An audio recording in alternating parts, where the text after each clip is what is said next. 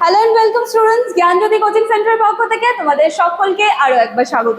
আলোচনা করব levels of teaching নিয়ে। দেখবে তোমাদের সিলেবাসে লেভেলস অফ টিচিং, ওখানে কিন্তু মেমোরি, আন্ডারস্ট্যান্ডিং আর রিফ্লেক্টিভ তিনটা স্তর কিন্তু রয়েছে। ঠিক আছে, আজকে আমরা আলোচনা করব এই যে স্তরটা রিফ্লেক্টিভ, এই স্তর নিয়ে কিন্তু আলোচনা করব। ঠিক আছে, ক্লাস বা আলোচনার বিষয় শুরু করার আগে এই বিষয়টা তোমরা একটু ঝটপট দেখে নাও।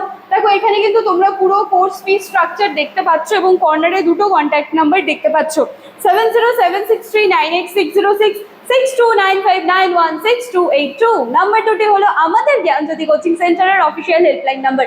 যে কোনো একটি নাম্বারে কল করে তোমরা কিন্তু ঝটপট আমাদের সাথে যোগাযোগ করে নিতে পারছো।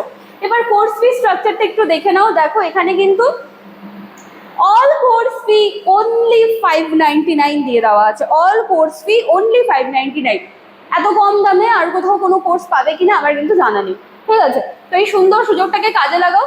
কর্নারে দেওয়া যে কোনো একটি নাম্বারে কল করে আমাদের সাথে কিন্তু ঝটপট যোগাযোগ করে নিতে পারো। রবিবার কিন্তু একটু স্কিপ করে যাবে, বাকি সোম থেকে শনি অফিস আওয়ারে যে কোনো সময় তুমি কলটা করে নিতে পারো। চলো আলোচনার বিষয়ে ফিরে যাচ্ছি। দেখো কি বলা হচ্ছে, লেভেলস অফ টিচিং। কোন স্তর নিয়ে আলোচনা করছি? রিফ্লেক্টিভ। কি বলা হচ্ছে, শিক্ষাদানের তিনটা স্তর। প্রথমেই বললাম মেমোরি, আন্ডারস্ট্যান্ডিং, রিফ্লেক্টিভ।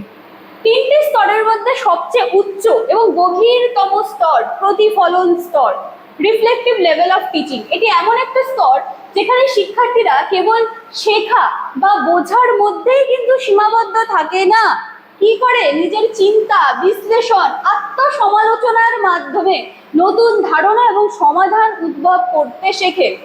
দেখো কি বললো, এই যে রিফ্লেক্টিভ যে স্তরটা, এখানে শুধু এমন না যে স্টুডেন্ট শুধু সেই জিনিসটাকে শুধুমাত্র শিখতে পারছে, আর কি শুধুমাত্র শিখলো, কি শিখলাম বুঝে গেলাম ব্যাস ওইটুকুর মধ্যে একটা ছেড়ে দিলাম না। এই স্তরে কি হচ্ছে, ও বুঝবে, শিখবে, সেখানে নিজের চিন্তাকে কাজে লাগাবে। তারপরে কি বলছে, আত্মসমালোচনা করবে। আত্মসমালোচনা মানে কি, নিজেকে নিজে প্রশ্ন করা, সেই বিষয়টাকে নিয়ে আরো কি বলবো যে বিশ্লেষণ করা, যে আমি কি প্রশ্ন আমার উঠে আসছে, আর কোন জায়গাটার কি আমি বুঝতে পারছি না, বা এটা এরকম কেন হলো, এইটা তো এভাবেও হতে পারতো এই বিষয়টা। ঠিক আছে, তো সেটা তো এটা হচ্ছে সেই স্তর, এবং এটাকে উচ্চ এবং গভীরতর স্তর কিন্তু বলা হয়। অর্থাৎ এই স্তরে শিক্ষার্থী নিজেই নিজের শেখার প্রক্রিয়া নিয়ে চিন্তা করে, এবং এটাই কিন্তু রিফ্লেকশন। ঠিক আছে, কি বলছো, নিজেই নিজের শেখার যে প্রসেসটা, সে নিজেই সেখানে চিন্তা করছে। আচ্ছা, এবার যদি সংজ্ঞায় আসি, প্রতিফলন স্তর বলতে বোঝায় এমন এক শিক্ষণ প্রক্রিয়া যেখানে শিক্ষার্থীরা শেখা বিষয়ের অর্থ ও প্রয়োগ নিজের অভিজ্ঞতার আলোকে বিশ্লেষণ করে এবং নতুন ধারণা বা সিদ্ধান্তে পৌঁছায়। এই স্তরের প্রধান উদ্দেশ্য হলো সমালোচনামূলক ও সৃজনশীল চিন্তা গঠন করা। মানে ওখানটায় তুমি নিজের ক্রিয়েটিভ থিঙ্কিংটাও রাখতে পারছো, এবং এই যে সমালোচনামূলক যে চিন্তা, সেটাও কিন্তু তুমি রাখতে পারছো।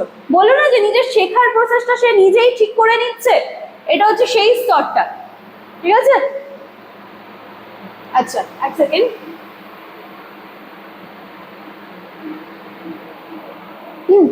তো এই প্রত্যেকটা স্তর কিন্তু আমি তোমাদের সাথে সুন্দরভাবে আলোচনা করে দেব।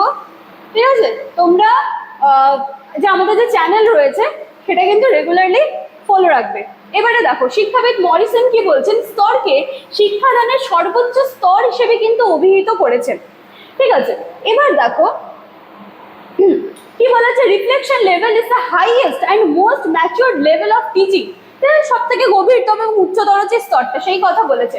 এবার এর কিছু বৈশিষ্ট্য আছে, দেখো আমি ছটপট বিষয়টা একটু দেখিয়ে দিচ্ছি। কি বলা হচ্ছে, চিন্তা ও আত্মসমালোচনা, এই টার্মটা ভুলবে না, আত্মসমালোচনা। চিন্তা ও আত্মসমালোচনার উপর জোর। শিক্ষার্থীরা শেখা বিষয় নিয়ে নিজের মতামত ও চিন্তা ভাবনা প্রকাশ করে। কি শিখলাম, কতটা শিখলাম, সে বিষয়টা। সমস্যা সমাধানমূলক শিক্ষণ, এখানে মূল লক্ষ্য হলো সমস্যার সমাধান খোঁজা, এবং নতুন নতুন ভাবে হয় না কোনো একটা বিষয় বা কোনো একটা ঘটনা, সেটাকে কিন্তু দেখার সবার আলাদা আলাদা দৃষ্টিকোণ থাকে। তো এখানে হচ্ছে সেই বিষয়টা যে তারা হচ্ছে সমস্যার সমাধানটা খোঁজে এবং নিত্য নতুন দৃষ্টিকোণ থেকে কিন্তু সেটাকে চিন্তা করে যে আচ্ছা এটাকে যদি আমি এইভাবে ভাবতাম তাহলে অ্যান্সারটা কি আগের মতোই আসতো, নাকি এটাকে যদি আমি একটু অন্যভাবে ভাবি তাহলে অ্যান্সারটাকে যদি একটু অন্যভাবে নিয়ে আসা যায়।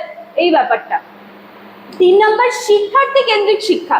শিক্ষক এখানে পথ প্রদর্শক, মানে শিক্ষার্থীরাই চিন্তার কেন্দ্রে থাকবে। টিচার খালি রাস্তা দেখিয়ে দিবে, তোমাকে এইভাবে এই লক্ষ্যে পৌঁছাতে হবে, যেটা কিন্তু তোমাকে নিজেকেই হবে।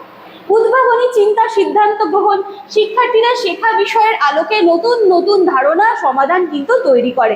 এরপরে চলে আসে আত্মমূল্যায়ন, নিজের চিন্তা শিক্ষার যে প্রক্রিয়া সে কিন্তু মূল্যায়ন করতে পারে। কিছু উদ্দেশ্য আছে, যেমন শিক্ষার্থীদের সমালোচনামূলক চিন্তা বিকাশ করা হয়, স্বাধীন সিদ্ধান্ত গ্রহণের ক্ষমতা গঠিত হয়। তাদেরকে সেই জায়গাটা দিলে তারা নিশ্চয়ই অবশ্য স্বাধীন সিদ্ধান্ত গ্রহণের ক্ষমতাটা তৈরি হবে। ঠিক আছে, আচ্ছা এরপর চলে আসে শিক্ষকের ভূমিকা। এই স্তরে শিক্ষক একজন উদ্দীপক ও একজন পথপ্রদর্শক হিসেবে কাজ করে। তিনি প্রশ্নের মাধ্যমে শিক্ষার্থীর চিন্তাকে আরো উদ্রেক করেন, মতামত জানতে চান এবং যুক্তি খুঁজতে উৎসাহ দেন। টিচার প্রশ্ন করবেন এবং তিনি এমন ভাবে প্রশ্নগুলো করবেন যেগুলো একটা স্টুডেন্টের মনে নিত্য নতুন প্রশ্ন তৈরি করতে বাধ্য করবে। ঠিক আছে, তো শিক্ষক সরাসরি উত্তর না দিয়ে শিক্ষার্থীদের বলবে যে তোমরা চিন্তা করো, ঠিক আছে, চিন্তা করে এখান থেকে কোন সিদ্ধান্তে পৌঁছাচ্ছ সেইটা আমাকে জানাও। আচ্ছা, তো পদ্ধতি কি? এখানে আমরা সমস্যা সমাধান পদ্ধতি রাখতে পারছি, প্রকল্প পদ্ধতি, আলোচনার মাধ্যমে আলোচনা পদ্ধতি, গবেষণার মাধ্যমে এবং হচ্ছে কেস স্টাডি বা সিচুয়েশন অ্যানালাইসিস, এই বিষয়গুলো কিন্তু রাখতে পারি। এবার উদাহরণ কি বলছে, সমাজ বিজ্ঞানের ক্লাসে শিক্ষক কোনো সামাজিক সমস্যা যেমন বেকারত্ব বা দারিদ্রতা নিয়ে আলোচনা করলো এবং শিক্ষার্থীদের জিজ্ঞেস করলো যে আচ্ছা, যে সমাজে যে একটা জ্বলন্ত প্রবলেম চলছে দারিদ্রতা, তোমাদেরকে আমি সিচুয়েশন দিলাম, চলো এবার তোমরা বলো যে এটাকে তোমরা কি কি বলবে বা এটাকে কি তোমরা ঠিক করতে পারবে বা এর কি কোনো সমাধান আছে।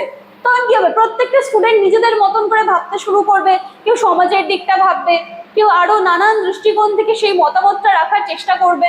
ঠিক আছে, এরপর কি বিজ্ঞানের ক্লাসে শিক্ষার্থীরা নিজের অনুমান পরীক্ষার ফলাফল যাচাই করছে এবং রাজনৈতিক বিজ্ঞানে শিক্ষার্থীরা বিভিন্ন মতবাদ বিশ্লেষণ করে নিজেদের মতন করে তারা কিন্তু গঠন করছে। তাই এখানে আমরা দেখলাম সমাজ বিজ্ঞানের ক্লাসে একরকম চিন্তা ভাবনা, বিজ্ঞানের ক্লাসে একরকম এবং রাজনৈতিক বিজ্ঞানে কিন্তু এক এক রকম ভাবে চিন্তা ভাবনাগুলো করা হচ্ছে এবং এই সব ক্ষেত্রে শিক্ষার্থীরা কিন্তু চিন্তা করছে। কেউ কিন্তু টিচারের ওপরে আশা করে আর নেই, সবাই কিন্তু নিজেদের দৃষ্টিকোণ থেকে ভাবনা চিন্তা শুরু করে দিয়েছে। ঠিক আছে, যা হচ্ছে এবং অ্যান্সারটাও দিচ্ছে, সমাধান খুঁজছে, যার প্রতিফলন স্তরের কিন্তু একটা উদাহরণ। এবার এর কিছু সুবিধা আছে, শিক্ষার্থী চিন্তা বিশ্লেষণ ক্ষমতা সর্বোচ্চ পর্যায়ে পৌঁছায়, তারা আত্মনির্ভর হতে পারছে, চিন্তা ভাবনা যখন করছে তখন তারা কতটা ক্রিয়েটিভ সেই সমস্যাটা নিয়ে বা তার অ্যান্সার দিতে গিয়ে তারা কতটা ক্রিয়েটিভ সেগুলোও কিন্তু এই জায়গাটায় দেখতে পাওয়া যাচ্ছে। ঠিক আছে, তো এই ছিল আজকে আমার ক্লাস বা আলোচনার বিষয়। আশা করি বিষয় কিন্তু তোমাদের কাছে একদম জটিল মনে হয়নি, যতটা সহজভাবে সম্ভব আমি কিন্তু চেষ্টা করেছি ক্লাসটি উপস্থাপন করার। ভালো লাগলে তোমাদের কমেন্টসগুলো আমাদের সাথে কমেন্ট সেকশনে শেয়ার করে যেতে ভুলবে না। দেখা হচ্ছে নেক্সট দিনের ক্লাসে। Thank you.